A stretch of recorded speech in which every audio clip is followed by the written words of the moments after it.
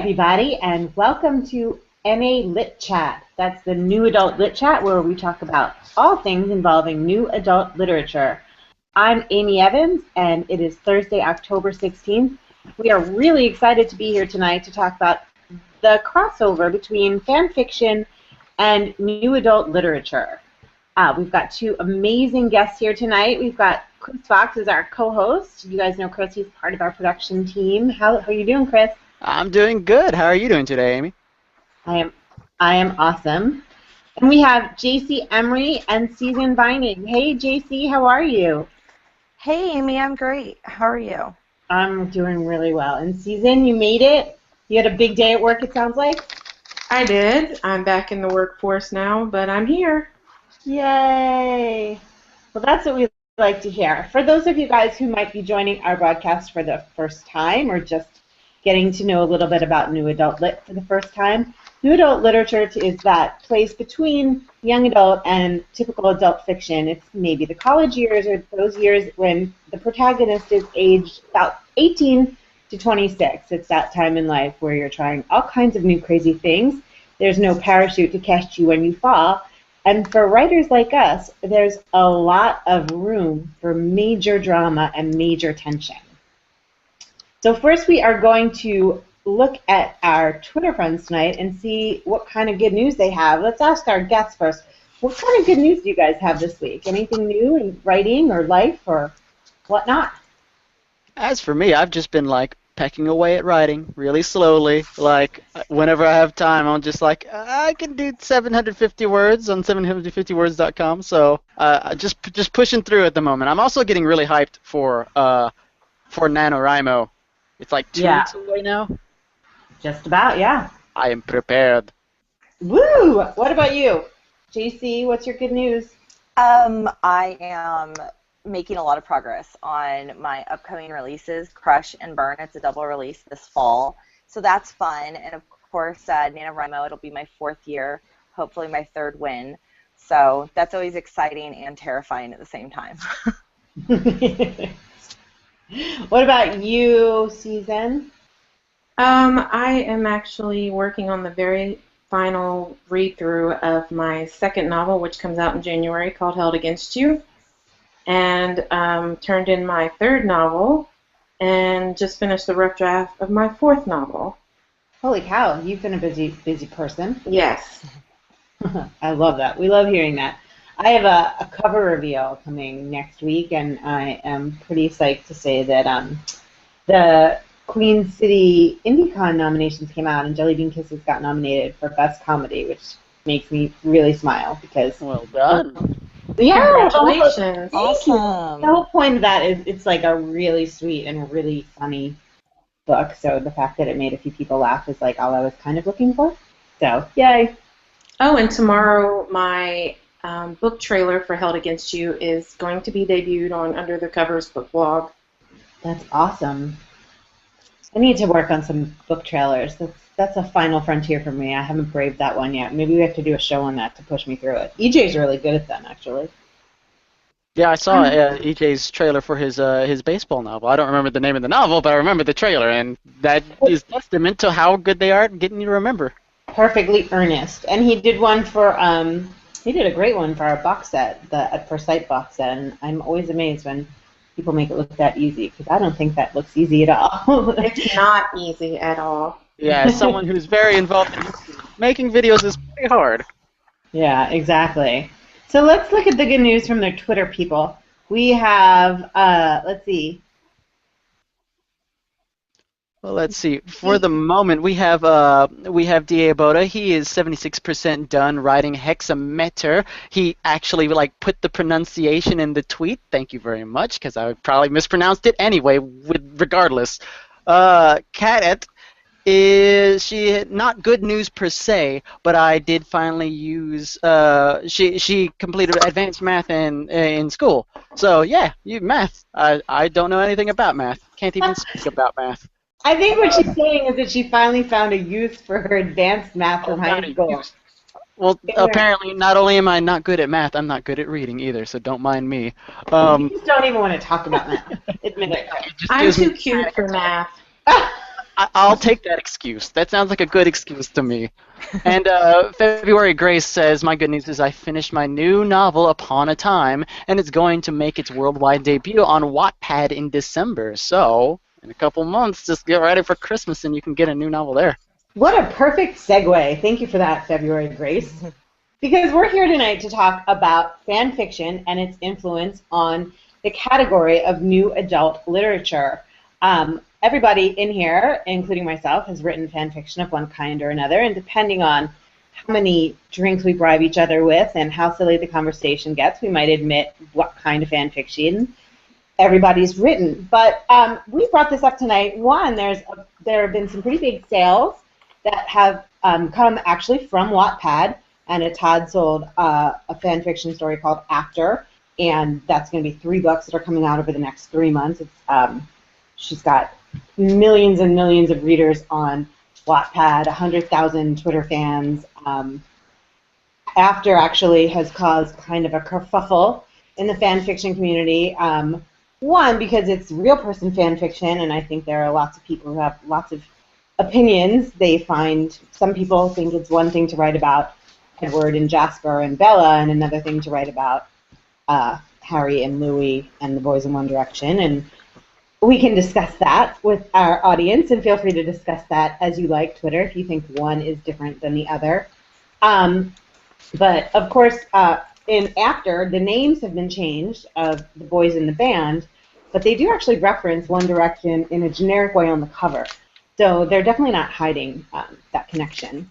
And, that's just one in a long line of published works that started off as fan fiction. And Susan and JC, we invited you guys both here tonight because I know that you both have some experience with that.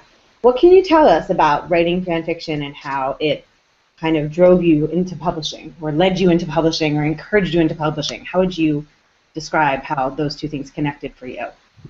Well, 5 years ago, I wasn't even writing.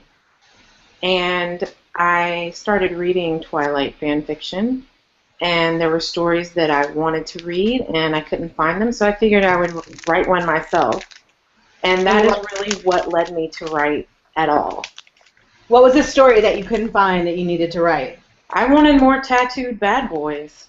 Nice. Oh, yeah. How do you tattoo sparkly marble skin? Well, my people were all human. That's how you do it. I think it's interesting that you say that, though, because that is like pretty much the exact same story that I had getting into Harry Potter fan fiction. Like, it was right before Deathly Hallows came out, maybe like a year before, and I was like, well, they've never talked about like any of the international schools. I'm gonna write an American school. That's cool. And what about you, Susan? Did we lose her? Susan! Come I back. think that actually was. Oh, there you go. There she is. Hello? She's muted. Now you're back. Sorry, I'm here. I'm sorry. Totally cool. We wanted to talk about what led you to reading and writing fan fiction. I already talked about that. Oh, I'm sorry. It's JC. Sorry. Actually, it's funny because we come from the same fandom. I am from Twilight as well. And I was never much of a huge reader, and I'd always liked to write, but I think that that's sort of putting the cart before the horse. So when I read Twilight, I liked it, but there was so much that I felt like was missing, and I stumbled upon fan fiction and read it for a while, and then just sort of decided that I wasn't finding what I wanted to read, and it kind of just snowballed from there. I stumbled into Twilight fan fiction, and I guess it's been like 4 years ago. And I honestly, I had always heard about fan fiction from Star Trek and Dawson's Creek. Like there was that pretty well known. I think like Casey went to Comic-Con and was reading Dawson's Creek fan fiction out loud, and I just thought that was like hilarious. And it sort of, made me start poking around, and I started reading a little bit of the Twilight fan fiction. And the first story that I read was called The List, and it was actually by a very well-known author who went public with that. It's by Laura Kay, and I didn't know that she was the same person until pretty recently when she started talking about it on Facebook. And I remember so specifically reading that and thinking, wow, like this is better than any book I've read in such a long time. You know, the character development, even though it was technically based on Twilight, went so much deeper and in such a totally different direction than anything was in the book. And it really read like something completely different than the original novel to me. But it was the best of both worlds because it was sort of about characters that I'd already developed a relationship with and an attachment to. And from there, I definitely read 50 Shades of Grey when it was still Master of the Universe. I think she was on chapter like 68 when I started it. I was not one of the first fans by any stretch of the imagination, but I did start reading before it was finished. And there too, you know, you kind of are like, whoa, I know 50 Shades of Grey tends to spark a lot of intense conversation. But, you know, she already had a ton of fans even before she went traditionally, or she went to publish it differently. Did you guys enjoy reading it, or did you kind of feel like you had to write it because there wasn't enough there for you? I think for me that it was a little bit of both. Like the particular community that I was with, they had like 3 parts. One, there's just fan fiction everywhere, so you could read whatever. And you'd make a friend and you read all their fiction, and you meet their friends and you read all theirs. At some point, especially for me as a writer, I would just be like, well, it's my turn to do something, so I would write something. And on the other hand, many of these fan fiction sites will do like contests. It's like, well, it's Christmas, so we're all going to write Christmas-themed stories. Whoever's the best gets to win the thing. You get bragging rights or whatever. And it's just a nice community that encourages constant creation of new stories and new stuff, but all within that same framework of the world that we're already in love with and surrounded by. I definitely read a ton of it. And that's how I was introduced to fan fiction. And, I mean, I got in when it was fairly new. I mean, the first one I ever read was called Wide Awake. It's pretty infamous in the Twilight fan fiction world. Yeah. And Scotch Gin and the New Girl. And those were like the first all-human tales I'd ever read of Twilight stuff. And I was like, oh, this is interesting. And it led me to realize that I could develop characters, and really at this point we were only using the character names, because in my stories they didn't even really look like Edward and Bella and Jasper, you know. Yeah. It was just an outlet to write and to get instant feedback, which I was all about. Yeah. Especially as a new writer. As a new writer, that was really helpful to me too, because like, I didn't want to use the characters from the Harry Potter universe. I wanted to make my own, but I was still an amateur, so I wasn't really good at world building yet. But the beauty of the Harry Potter world is it's all there already, so it's just a canvas, and I just have to put on the paint. And it's nice to like hear people say, hey, I like the way this character is done. It's really close to the canon. And that's just like a huge compliment, because it's like, wow, I'm actually doing things that work. A lot of people think of fan fiction as a phenomenal training ground for writing. It sounds like both of you guys really felt like you were able to flex some muscles and learn a lot in those respects. I'm looking just to some of our Twitter friends. S. Esher Evans, Miss Molly writes that she wrote Harry Potter fan fiction for years, and some of our Harry Potter readers are still her beta readers for her current works. And I know a lot of people. There's actually a group of authors that I follow between Twitter and Tumblr, and some of them have published traditionally, and some of them haven't. They're all really good friends. I'm kind of like, I kind of wish I was a little bit more in with them because they, they really seem to support each other and read each other's stuff early on, and I can see from their writing, all of them, how much better they all got over time. So I think that it is definitely a place to connect with people who share, a lot of times you might meet a writer that you really like, but maybe you don't like what they write, or you just don't have a lot in common besides the words that they put on a page, and maybe they're only doing a few of those every once in a while. But when you have that fandom connection on top of the interest for writing, it's just like any other, overlap of interest in life. It really builds that relationship up a few levels. That's Yeah, true. I there's- went to the Romantic Times convention in May in New Orleans and got to meet quite a few Twilight fan fiction published authors, and I totally fangirled all over them. Like And, who? Helena Hunting, and she wrote the Clipped Wings Inked Armor series. Mm-hmm. And Deborah Anastasia, she wrote the Poughkeepsie series. So yeah, meeting them, I tried not to be an idiot, but those things aren't always as smooth as we want them to be. Hey. But it's strange to be like, hey, here's this thing we have in common, and it wasn't. I didn't consider myself even in the same league with them though, because as fan fiction writers, they had huge, like thousands of followers, where I had like tens of followers. So it was still fun to meet them and say, look at this, we have this in common. Okay, wait. Miss Molly said that she may have gotten her start writing Sweet Valley High fan fiction, and I would just like to volunteer if you need any way past beta readers. I'd like to sign up for reading the Sweet Valley High fan fiction. Thank you. And she said for the upper YA Sweet Valley High senior year series, and it was such fun. And I guess She also says that she did HP fan fiction as well, and what else did she? She also did Hunger Games fan fiction, and so she's prolific fan fiction writer here. The first story. Well, the first story I ever remember writing was something about a bunny rabbit, and I think I was in kindergarten. But the second story I ever remember writing was fan fiction, and this is going to make me sound probably a little old and a lot crazy. Was fan fiction about Van Halen, and it wasn't romantic. I don't know why.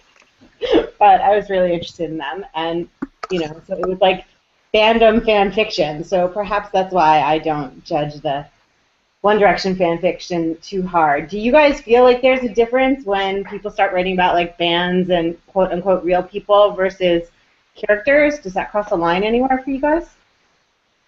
It happens a lot, and I don't know how to feel about it. I wouldn't do it personally, but whatever floats your boat. If that's your jam and you want to do some just intense role play with your favorite band, you go, person.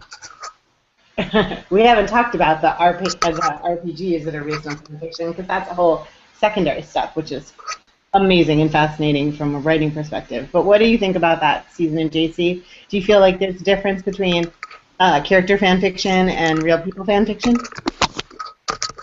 I don't. Go ahead.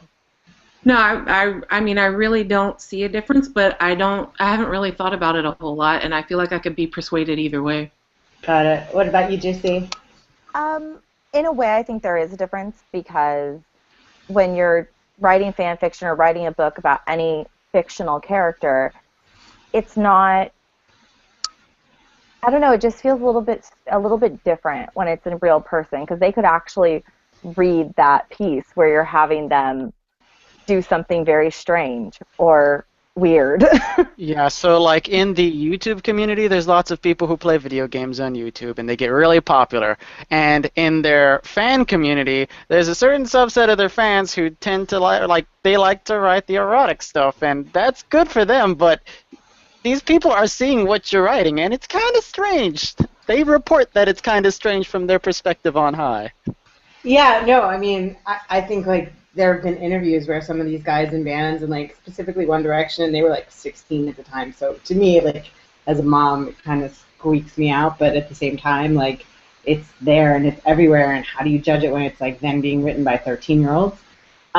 You get into that whole there's far too much information on the internet, depending on how much you can get at it and how old you are. I think you can get a lot of detail on a lot of things that maybe we don't always want to think about 13-year-olds and 16-year-olds being involved in, and it's a lot easier to kind of put that veil up when it's fictitious characters, as opposed to real characters. So I definitely see a lot of discussions about that. But for me, I always joke that the reason that I write YA is from The Outsiders, but the reason I write NA has to do with, One Direction and a lot of people that are more age appropriate now to the new adult ages. I think that there was a big push or a big overlap because people were craving information on what happened to their favorite characters once they grew out of, that cafeteria side of things. The last books in Harry Potter and the last book in Twilight were certainly new adult, even though the category didn't even really exist when the series started, and they weren't sold that way, and they weren't shelved that way, and they weren't categorized that way. But the writers in the fan fiction communities were constantly coming up with storylines that involved what happened to these characters, after high school and after the typical age of a young adult novel. Sometimes that led into very adult themes like pregnancy or alcoholism or, addictions. Do you guys feel like the fan fiction trend fed the category of new adult because of the veracity of all the readers on both sides? Absolutely. Where do you see that overlap? Like, how do you guys see? I know how I think it kind of played out, but how do you guys think that played out?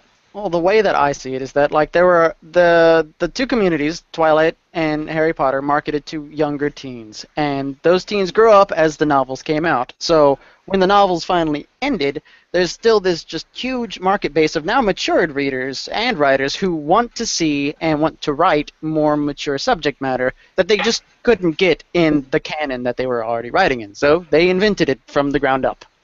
And it's kind of coming over, in a sense, to new adult, in that these writers are still mature and still wanting to tell these stories, and now we have a category which allows for that, as opposed to YA, which would kind of circumscribe it a bit, and adult, which just seems like a vast ocean of stuff.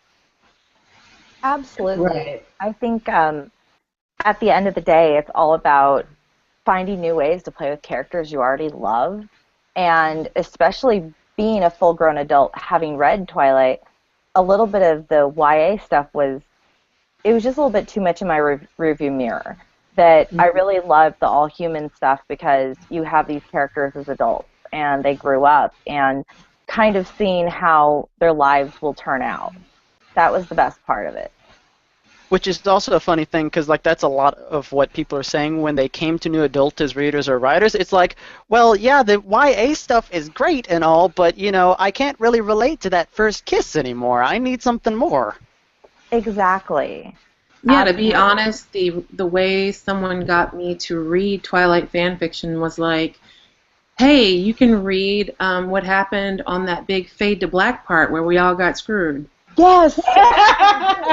That's exactly what got me into fan fiction. Exactly, because I was oh, somebody wrote that? I will totally read that. That is the description of the fanfic. By the way, that scene, the black? Well, don't worry about that. I do remember seeing a contest at one point about so many different people rewrote that fade black scene, and there are probably thousands of versions of it out there, and I think that's fantastic. I mean, I don't know how Stephanie Myers feels.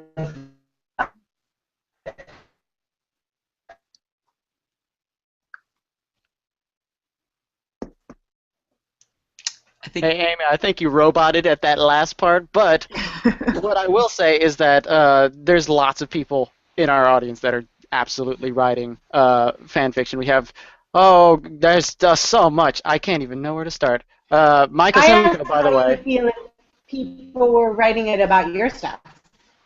Say again? Yeah, I think I asked how you guys would feel if people were writing it about your stuff. Oh, if people were, well, by the way, on my Star Sailor website, I even put a little section there for a while that says if you want to write fan fiction, you just do it. You just don't publish it on Amazon or something, but you can write all you want. So I'm super open with people writing my fiction. If they like my characters, you can do whatever you want with them. I would be so stoked. What about you? Yeah. I would be so just, I guess, humbled that somebody found something in my work that you can play with. And yeah, that would be awesome. Do it. I want to read it. Yes, if you do it, please let me know about it. I think that it is. I know that people have mixed feelings about it, and I can only imagine how Stephanie Meyer would feel given the success of 50 Shades of Grey and, the knowledge that has been out there from the beginning of, where it came from. But for me, looking at this, I mean, it is a huge compliment when people spend enough time with the characters who came out of your head just to read your book once. Usually, if people have gotten to the point where they're writing fan fiction, they've spent more time than that with your characters just to get to that point. And there are authors out there that are putting hundreds and thousands and hundreds of thousands and millions of words into worlds that were created by other people. And I agree, there's just not really a bigger compliment than that, How many hours are people willing to spend? How much of their creative energy are people willing to put out there? I had to throw this. I had to interrupt and throw this in real fast because it's hilarious. So Cheryl Ann from Twitter said that I mentioned earlier that she had. Because I kind of asked, I was like, "What's the most embarrassing fanfic that you've read or contributed to that you're willing to confess?" And she mentioned she had written Goonies fanfic back in the day. Oh, really? Which I think is amazing, right? Well, D.A. Boda, after hearing what the ladies had to say about wanting to see what Twilight would do with the fade to black scenes or whatever, he said that a chunk gets laid. Goonies fanfic. The shuffle. What do you say? Shuffle that truffle. That's what Oh no! I loved it. I loved it. Wow. Working dear title, goodness. Hey You Guys. It's interesting. Daryl McQuaid at Fat915 pointed out, there's a difference between flattery versus ripoff because there are a list of authors that you aren't allowed to post fanfics of their work. I don't know who those people are. If you guys want to give us some more information on that. Anne Rice. Yes. Yeah. What happens? Does it get taken down? Yes. Yes. So she pays somebody to go all over the internet and take down fanfiction? She can afford it. She's very She can afford it. anti-fanfic. Got it. It's like I totally sympathize with someone who doesn't want fan fiction to write because if you spend all your time developing this canon, it's your canon and you shouldn't have to share it if you don't want to. I do think it's not necessarily just the way the world is working or going because people can do whatever they want regardless of your copyright laws.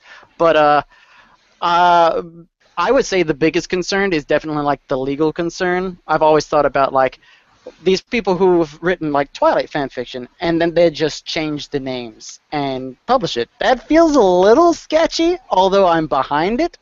It's just I'm not entirely sure how I feel about this.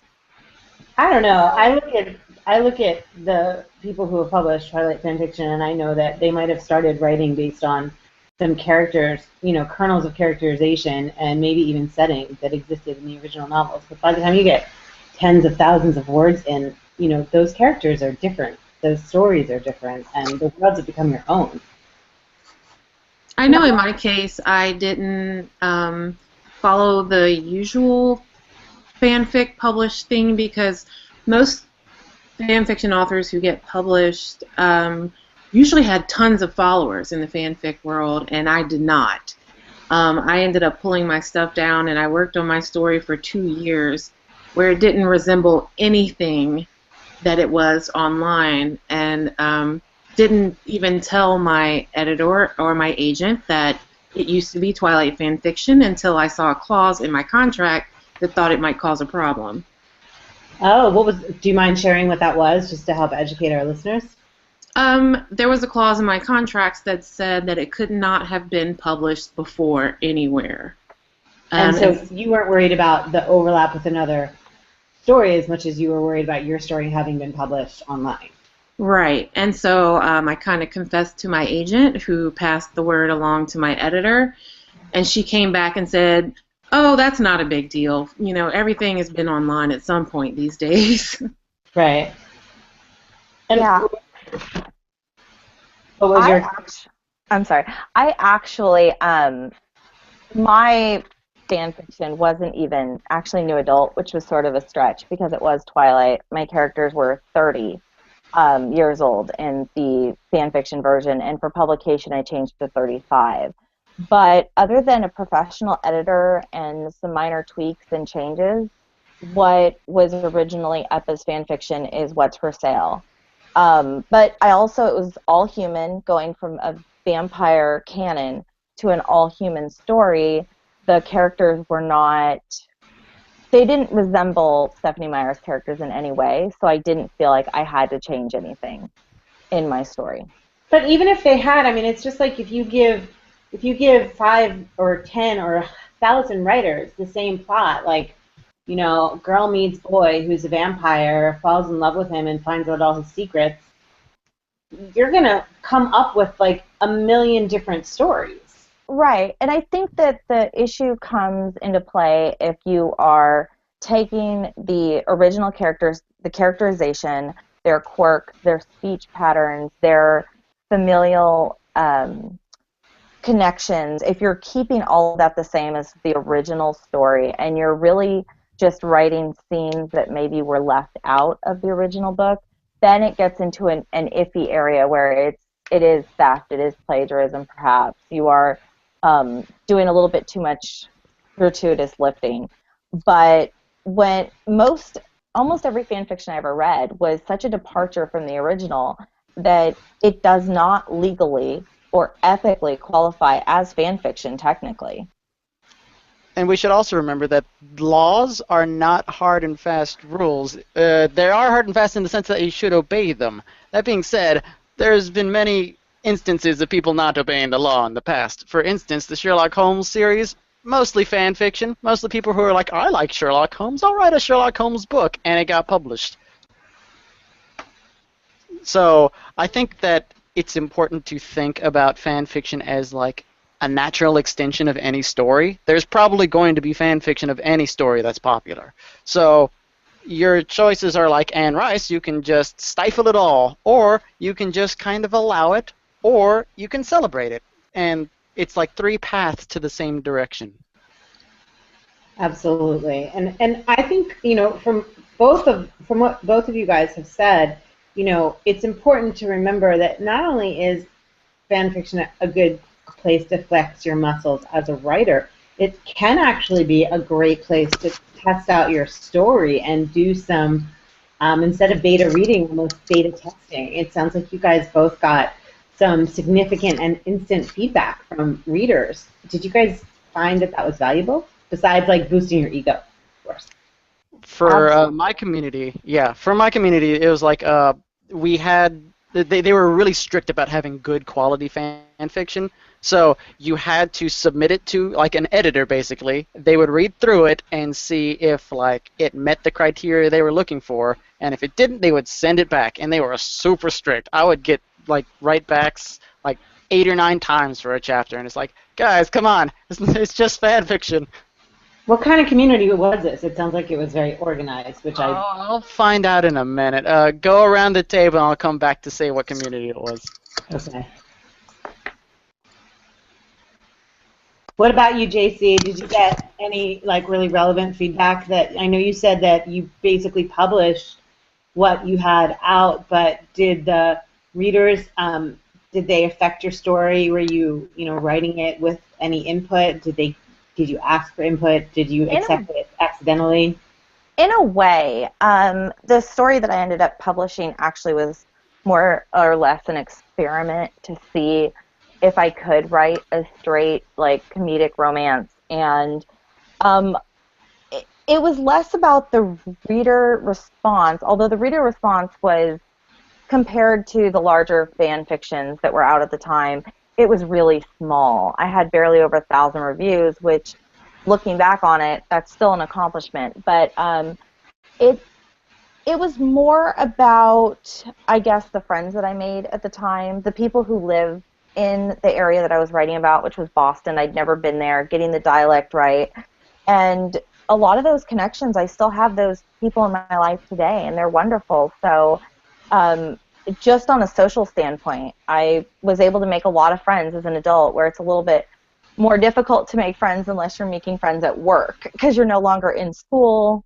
It's just different. Right. So for you, it was a place to really connect with people online in a way that it sounds like it goes a lot deeper than, you might have met through your story, but then you started getting advice, and you're kind of going through the layers of electronic communication, right? If somebody's commenting on your story, that's kind of generic, and then if they're messaging you and you're, and saying like, hey, listen, like they're going to use the word wicked all the frickin' time if you're talking about Boston, so you might want to stick that in your story someplace if you want it to sound legit. Right, absolutely. And it was so fantastic because the biggest problem that I found when I was playing around with writing before I got into fan fiction is that most writing groups, everybody wants you to read their stuff and nobody wants to read yours. And so fan fiction was a place where, just by putting Edward and Bella on my characters, it didn't matter that, he had a pot belly and he swore and he farted in front of girls. It didn't matter.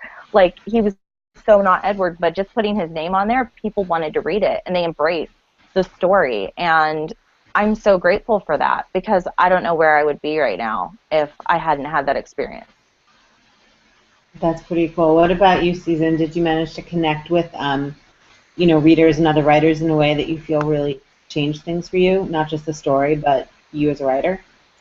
Very much so. I mean, like you said, it is part ego, and not in a bad way. Like, I don't want to associate that negatively, but when you post a chapter and then you get 100 reviews on it, you kind of want to go and read them all, and you want to respond to them all, but then you want to just sit down and write more.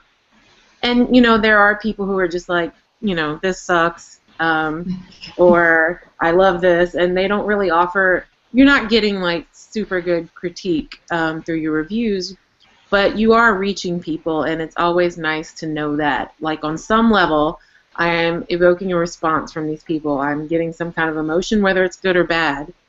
And through the love of Twilight, I have met some of my very best friends. I think 80% of my current street team are from Twilight friends. They get a shout out in my acknowledgments in all my books. They're called the Fuckery Book Club. I don't know if I can say that. It's okay. Totally, you can say whatever you want. I love it.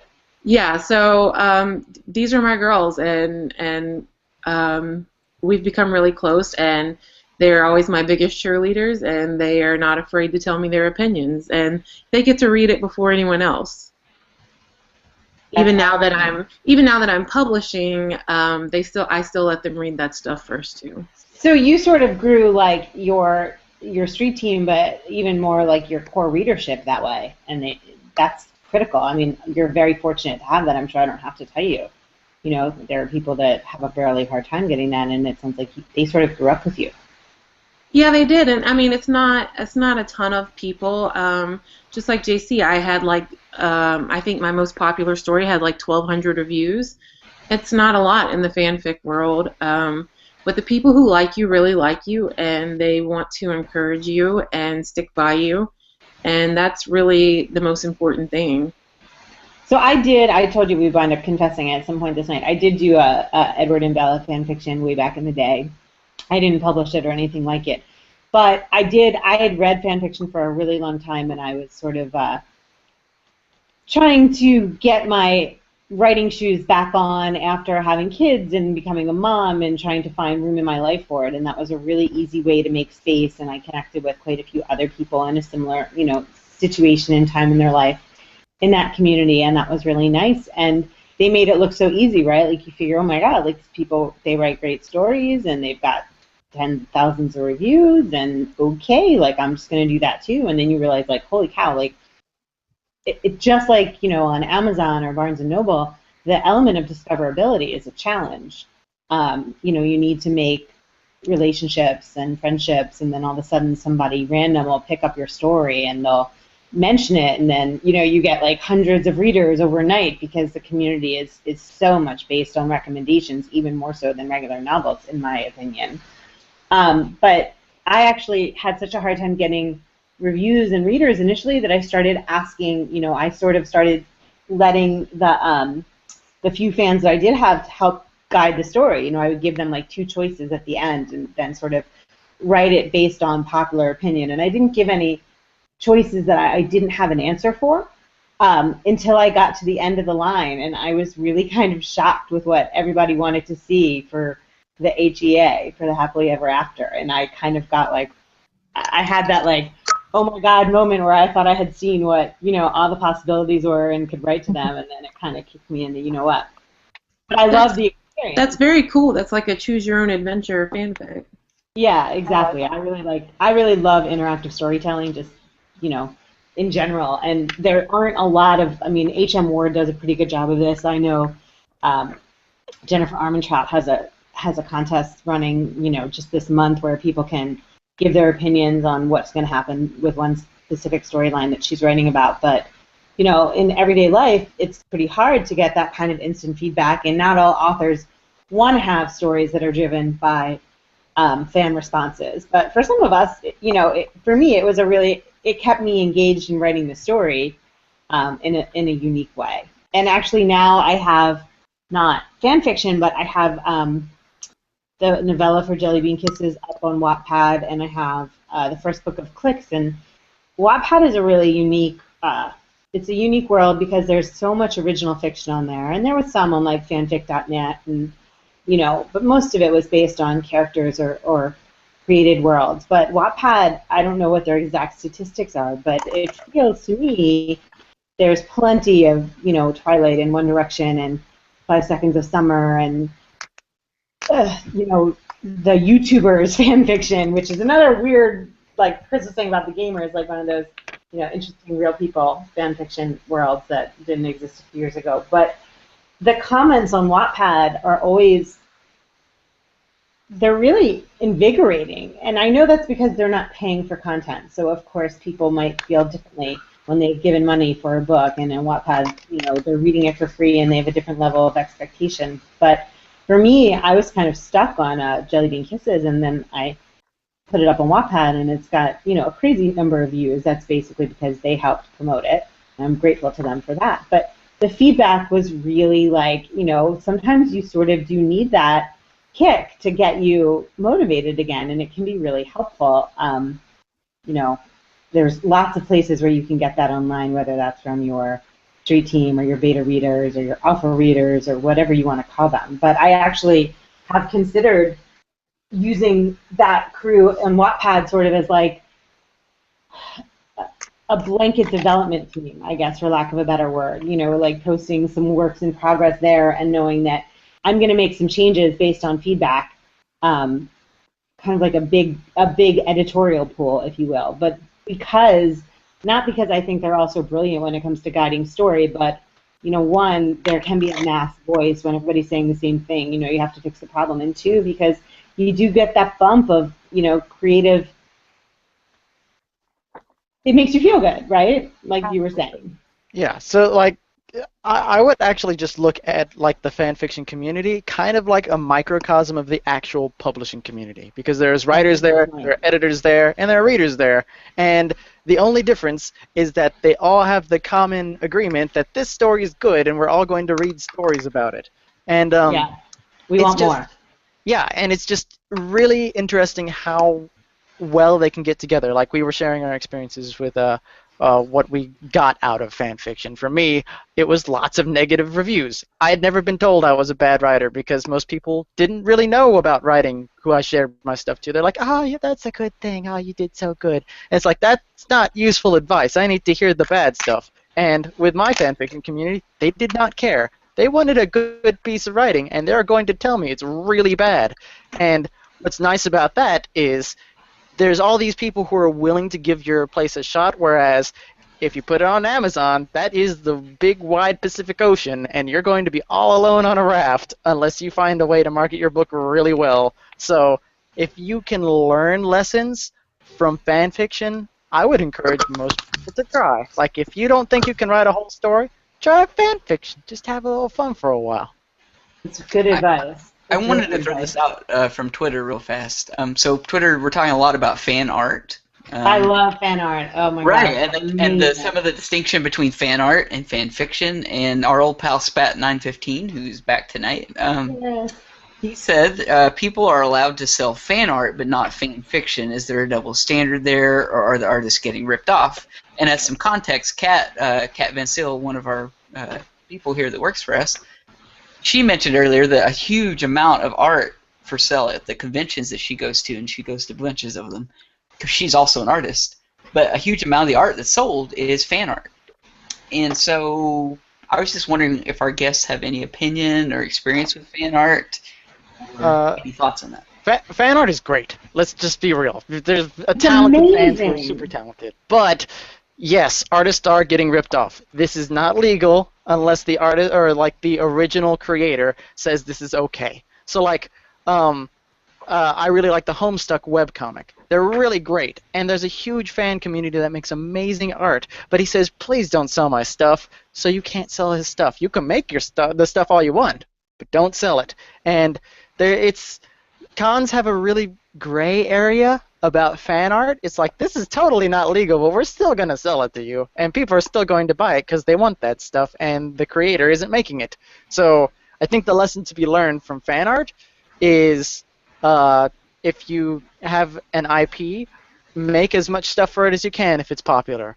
For the double standard as it relates to fan fiction, we don't really have laws on that, so the copyright laws are all we have to go on. Well, I'm surprised that more. I mean, if it were me, I used to have a mobile games company, and we had a lot of artists that wanted to work and distribute through us, and we just did an easy, split. And I'm wondering why more creators, if they know that there are really talented artists who are willing to make pillows and all these different products that you can sell on all these places, why not say, hey, let's work together on this. I'll take a cut as the original creator of these characters, and you'll get a cut as the person who did this work, and let's all be happy and make money and give the fans more of what they want.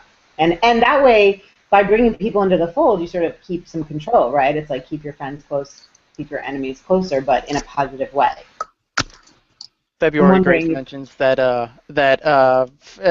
artists who do fan art need to be careful because the big companies will come after them, and I think that is really getting to the point that it's just old companies not changing their ways. We're dealing with the same thing with new adult not being a category until now. We need the category because we wanted it, but if we relied on the publishers, we might not be here today. So big companies are slow moving and they don't understand. So, do your own thing. Just don't get arrested. It's strange talking about fan art because before I started writing, I was a graphic designer. So I know if someone took one of my designs and recreated it using all of my artistic abilities and just rearranged it and tried to sell it, that would really rub me the wrong way. And so I think when people are writing fan fiction, you're bringing something very original. Even though you may be using someone else's characters, you are creating your own plot. You are creating your own story. These are all things born from your creativity. And I feel like that's not always the case with fan art. I feel like some of those things are just really just exactly copying what was there already. Interesting. Well, I shared an article at the beginning of this, and it was by, I'm going to mess up her name, and I'm so sorry, Shanann McGuire, and there are some posts that surrounded that article that talk about how somehow fan fiction is like this bad place where writing is a place where hobbyists aren't allowed to play. Like you said, it's okay to draw what somebody else draws and have do fan art as long as you're not trying to sell it. You're not really stepping on anyone's toes. And it's more like a flattery thing. But once it turns to fan fiction, in the writing space, people can get a little bit testy. And I wonder why. I wonder, if it's just because they're protective of their story worlds, if they're protective of their future profits, or if they just really don't want their stuff messed with.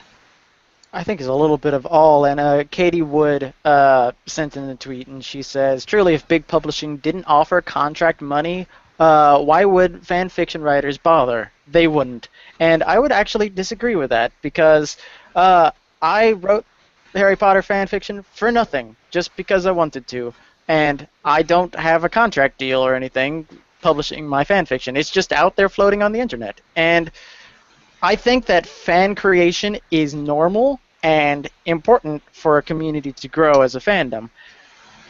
However, I disagree with that as well, because how many fan fiction writers before all the big deals went through were actually writing fan fiction in hopes of getting published? I don't think many of them were. I know I wasn't. I wasn't thinking about publishing at No, all when I started writing. yeah, I never wanted to publish any of my Harry Potter stuff. Neither It's- was I.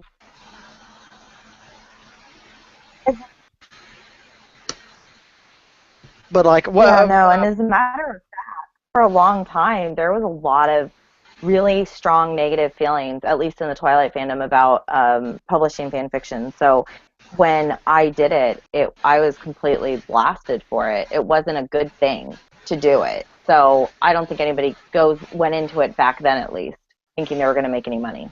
And I just remember reading it and going, I cannot believe that all of these people are writing this for free. In this, they're spending so much time. They're putting so much creativity in. It's so good, and it's better in a lot of ways. It's genuinely better than the stuff that, at the time, the Big Six were putting out. And I felt like the writing was really on the wall with self-publishing. Like, at some point, you had to go, wait, come on, like, these people really need to start getting paid for this. Like, the work exists. There's hundreds of thousands of words here.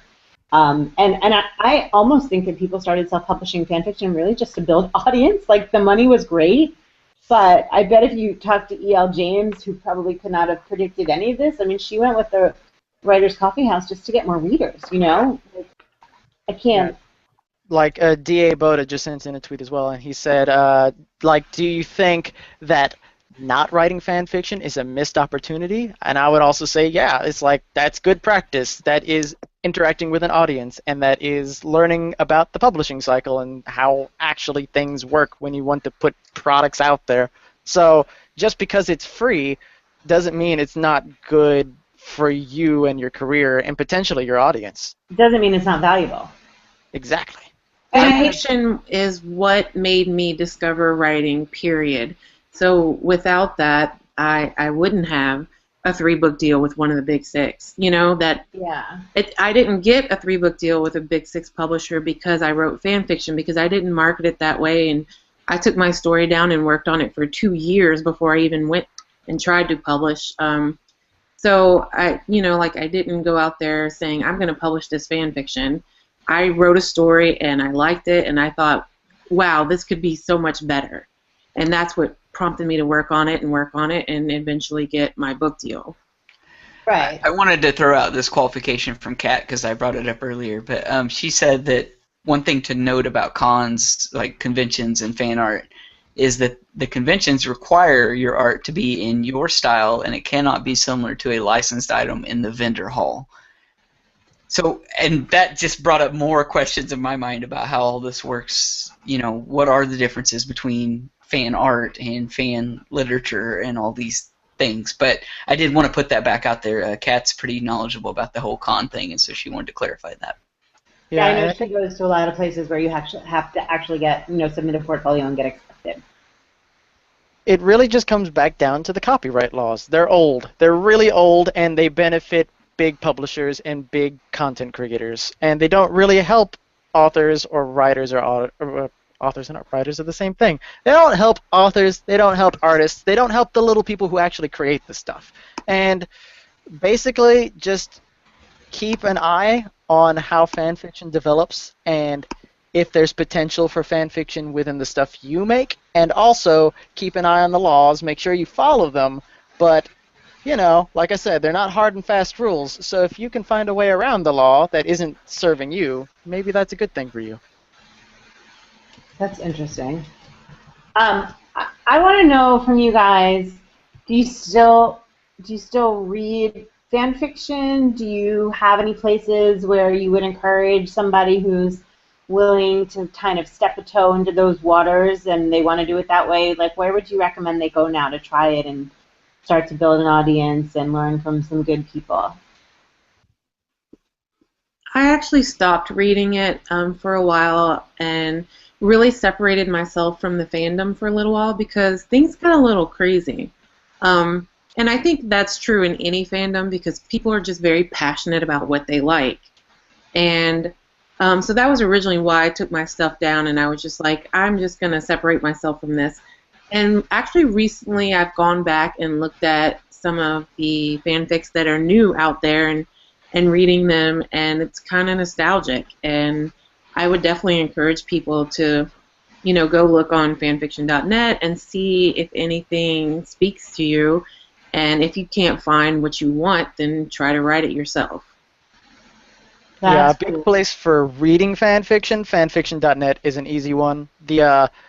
It's not as active anymore, but the Harry Potter community that I was with is fanfiction.mugglenet.com. I finally found the website, and I would say like the two most popular places for like finding good quality fan fiction and or putting your own fan fiction out, Wattpad and Tumblr. Both of them are super like everyone's just writing tons of content there. Tumblr, it's harder to get noticed, so it might not be your jam, but if you just want to like write for yourself, that's a good place. But Wattpad, that's where it's at right now for all kinds of fan fiction. I don't actually know where to find good fan fiction anymore because, like I said, when I decided to self-publish, it was a really it was a very salacious thing at that point. People were really negative, and the only people who knew that my book was fan fiction hated me for it. So because of that, I sort of separated myself from the fandom a lot at that point. But I think one of the best things for me is seeing a book get published and recognizing the title and the synopsis or the author's name and getting excited because now I get to buy a new version of a story I already had fallen in love with. So can you give us a couple examples of those that really made you excited when you saw that they were on this side of the fence? Yeah, I think Sempre by J.M. Darhauer. I loved that in its original form. That was great. I'll second that. Yeah, that one was awesome. And Clipped Wings and then Inked Armor, those are two separate ones now by Helena Hunting. Those were two that I had fallen in love with, and actually they were two of the first ones that I had read and really just sort of felt like this was better than any published book I had read in years. Right. Yeah, and I would also add, I know that there's AO3.org, which is like the archive of transformative works, because I think that they started that. It's like a free, it's a .org, and it was there because fanfic.net was taking down some things that people wanted to write about. So that's another place where people can go. I know we get a lot of questions about Tumblr, and we don't have a lot of time here, and Chris knows a lot about that. But there's one more part of the fan fiction world on Tumblr that is worth mentioning because it's very interactive, and that's the roleplay groups on Tumblr where people, kind of join a story world that might be based on Harry Potter or the Hunger Games or a One Direction tour or something that's completely and totally made up, like, a college campus or, a science lab or superheroes. There's pretty much everything if you search the RPG tag in Tumblr, and I am constantly amazed at some of the quality of writing that I see. I read some of these things, and I'm not only amazed at the quality of writing in some of them, and obviously, you have to look through. There's something called RPH helpers, like roleplay helpers, that'll give you some tips as far as where to look for good ones to read. But these people, these writers, some of them are professionals, and some of them are, in middle school and high school are sort of building stories together. And they're doing it through dialogue, they're doing it through gift chats, they're doing it through long paragraphs. And if you haven't explored that at all, and there is a particular fan fiction that you like, I would suggest that that's an interesting way to take a peek into. It's an interesting way to take a peek into, some new versions of those worlds and really see like work in action, for lack of a better way to put it. And like a good roundup for like our whole conversation tonight, I think, just came in from Katie Wood. They say that as the market changes and writers, authors must wear different hats, it can feel like being run over, basically. So basically, we got a lot of stuff to do. Writing is complicated in the modern age, but if you don't change your perspectives, at least on the fact that these things exist, you're going to have a really tough time. So keep an open mind as you continue to write. That's a good bit of advice. What about you, JC? Do you have any ending advice for our listeners in our Twitter community? Yeah, I think that if you are a amateur writer or you are curious about it, don't feel embarrassed about trying fan fiction or seeing what's out there. Gosh, I have so many friends who were professional editors, they were published writers who were in the fandom, and they really sort of smacked me down and let me know what I was doing wrong, and they helped build me up after that and show me how to do it better. I absolutely wouldn't be able to write books, much less actually sell any, if it wasn't for the people that helped me along the way. So if you're having trouble in original fiction communities, go for it. Figure it out and have fun with it. That's all it should be. It should be fun. That's really good advice. What about you, Susan? I agree with everything JC said. I think that if that's what you want to explore, if you think you can benefit from this instant gratification and feedback and reviews, then I think go for it and have an open mind about it, and don't take it too seriously, especially if you're just learning, because every story you write will be better than the one you wrote before it. And don't compare yourself to other writers. Just be better than you were yesterday. I think that's really good advice, and I think that that's a good place to end it, and to say that the best part about writing fan fiction is really that motivational aspect. You know, it can give you instant feedback. It can keep you engaged with the characters in a way that, you know, maybe takes you into completing a story, as opposed to you know, something that maybe you have started and you haven't finished. And it can also make you brave enough to start writing. And I think that, you know, it's obvious from a lot of us in this room that it was a place where we dared to start. And for that, you know, I'm truly grateful, and I know that I'm grateful that a lot of authors that I really respect have tried that. But, you know, thanks to fan fiction, we have some really great books out there. So we are going to sign off with that little bit of advice. Thank you, everybody in Twitter, for chatting with us and for listening. Thank you to our NA Lit Chat production team, Chris Fox, Alicia Cat Bansel, St. Bende, and LK Lewis, who is new and has joined us recently, and we're excited to have her on board. Thank you so much, JC Emery, for joining us tonight. We loved having you. Thank you.